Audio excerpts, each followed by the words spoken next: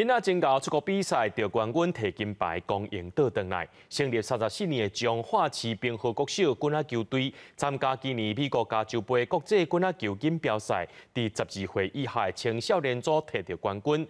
这也是滨河国小对2017年开始第5摆摕到世界冠军。这球队今仔日是对美国回来到台湾，全校的老师和学生呢，也拢去到校门口甲因迎接。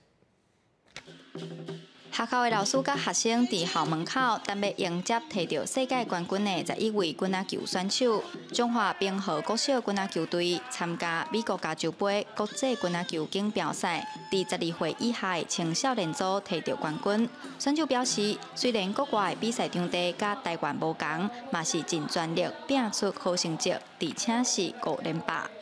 平常我们都是在那种一般陆地上打，然后呢，这一次去比赛我们是在草地上打。比赛前觉得很紧张，然后比完赛的时候，感觉得冠军就感觉很开心。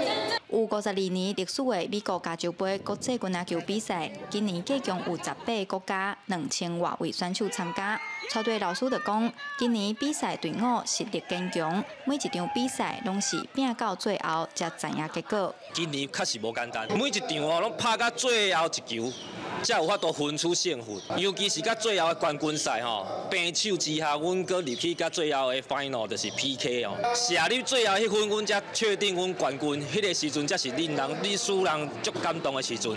除了疫情期间比赛停办以外，中华滨河国小参加美国加州杯国际囡仔球比赛已经真侪届啊，而且自2017年开始摕冠军，今年是第5摆摕到冠军。学校表示，透过运动比赛会当训练学生面对压力、培养团队的精神，又搁是出国去比赛，对囡仔来讲拢是真宝贵的经验。记者杨淑晴，中华报道。